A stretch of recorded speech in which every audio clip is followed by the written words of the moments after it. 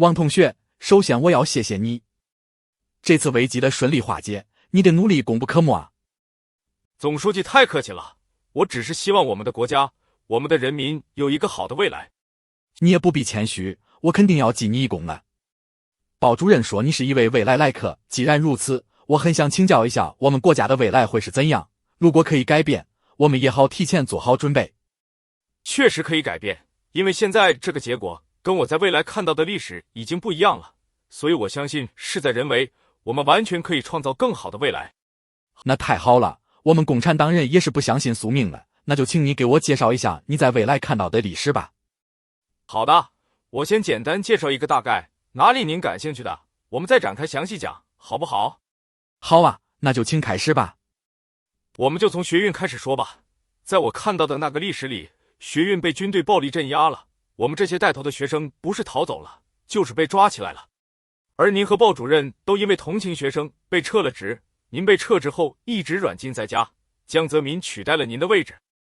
王丹继续介绍这段历史，从南巡讲话到国企改革，从加入 WTO 到新冠疫情，足足讲了1个多小时，赵子阳听得聚精会神。听你这么说，我们的经济建设取得了很大的成就啊。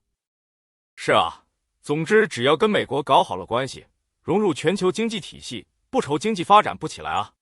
好，那么政治体制改革方面有哪些进展呢？总书记，您这是问到点子上了。您下台以后，政治体制改革几乎就没有任何实质性的动作了。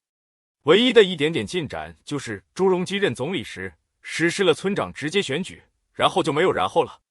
习近平上台之后更是加紧集权，收紧言论空间，最终修改宪法，实现了无限连任。邓小平废除的领导干部职务终身制，竟然又被改回去了。这个习近平是什么人？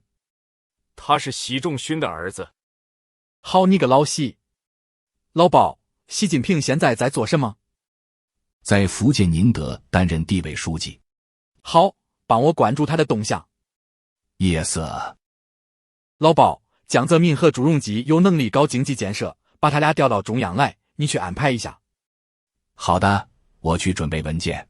等等，还有，你听到了吧？王丹提到了法轮功。是的，一个气功组织居然能发展到上千万人，背后反映的可不是单纯的修炼。想必这些人多半是改革过程中失意的人，只要经济好起来，这些空幻的东西就少有人信了。没错，总书记，但是我们还是不得不防吧。当然，毕竟建国后动物都不许修炼成精啊，他的弘旨要成佛更不能允许。西藏的小胡沙佛有经验，我要见他一趟，你帮我安排一下。Yes。小文，政治体制改革方案起草工作进展的怎么样了？总书记，我们组织了一下讨论，目前看来有几个方面可以作为切入点。党内民主方面，我们建议先从政治局委员、常委的选举采用差额选举开始，能够产生足够的轰动。高层进行差额选举会不会失控？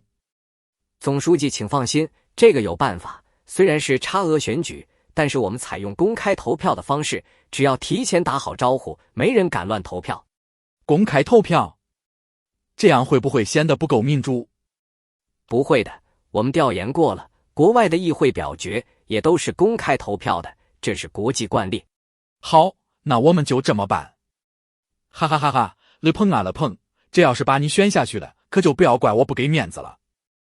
基层民主方面呢？基层民主方面，我们可以先在村一级推行村长直接选举，为更高层级的民主探索积累经验。而且咱们拥有广大的农村地区，在选举过程中难保不会暴露出各种弊病，这样我们就有了充足的理由来控制改革节奏，掌握住主动权。可以，毕竟村长也不算干部。